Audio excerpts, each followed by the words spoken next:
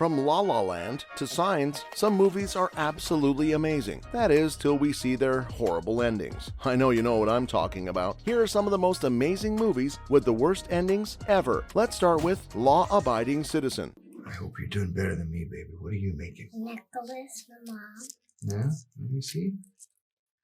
Wow. Another one? Yes.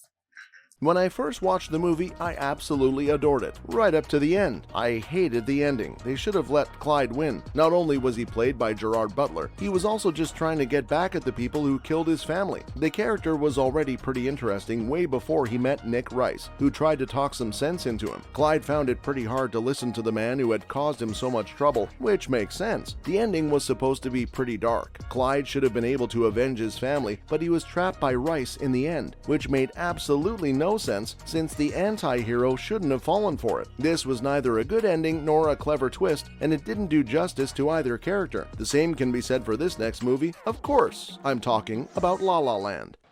I ran. A fantastic suggestion. All right, piano man, tickle those ivories. Let's hit it. 1, 2, 3, 4.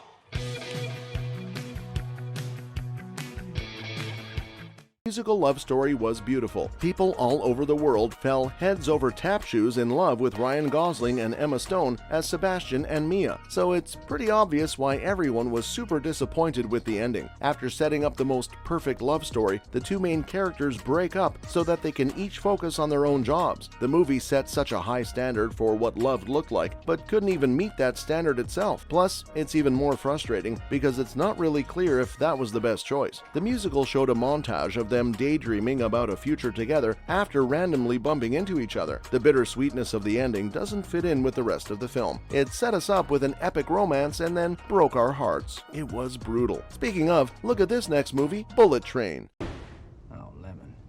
Tangerine. You're bleeding, mate.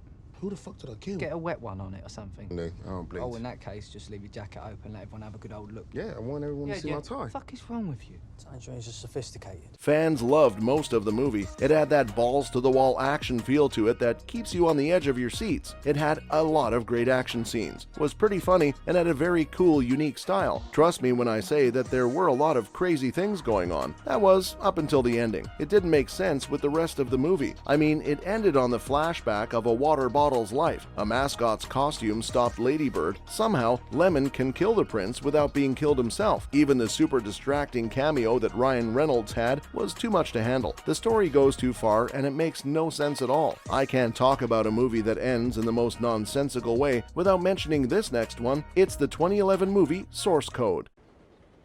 You're still here. Of course I am. Guess what? You quit your job and you enrolled in an LSAT course.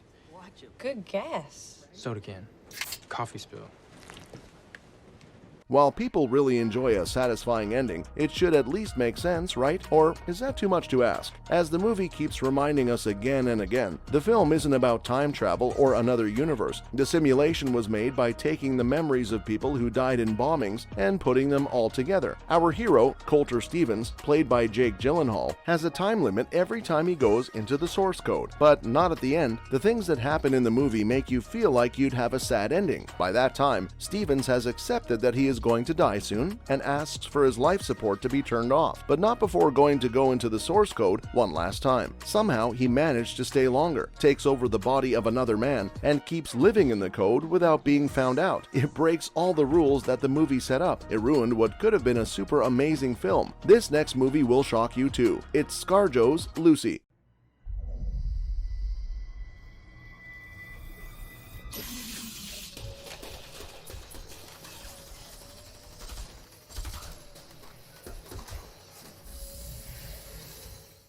When you think about it, there's nothing better in the entire world than watching an action movie starring Scarlett Johansson. The movie is super great. It was so interesting, but it ended on such a strange note. It goes in a different direction than the rest of the movie, which left many people confused and angry. By the end of the film, Lucy can use every bit of her brain. She gets taken over by something dark that turns her into an Ultron-like tyrant. After the credits roll, it looks like she vanished without a trace, leaving only her wise words behind. It's It's almost believable, just up till the ending. That's when it loses the plot. What a waste of the super talented ScarJo. If wasting the talents of great actors makes you angry, you'll bust a cap when you hear about this next one. Ben Affleck's 2016 movie, The Accountant. I like dogs playing poker. Because dogs would never bet on things, and so it's incongruous. I like incongruity. Theoretically, the movie should have been the best thing in the entire world. It has a super interesting storyline and a lot of action. Plus, watching Batman fight Jon Bernthal is all that I need out of life. Unfortunately, the big twist wasn't amazing. It was more like a twisted bowel. The fact that the two enemies turn out to be brothers ruined the entire thing for me. I didn't think it was possible. I mean, it had Anna Kendrick in it too. This ending would have been much more powerful if there had been some hints here and there. But the main reveal in the movie is more like a PA announcement than anything else. It made absolutely no sense, and I wanted the Punisher to hit me so hard that I would forget how I wasted my time. I could have used Bernthal's help after watching this next movie too, The Ninth Gate from 1999. Yes, Are you traveling in this car? the next one. The sleeper.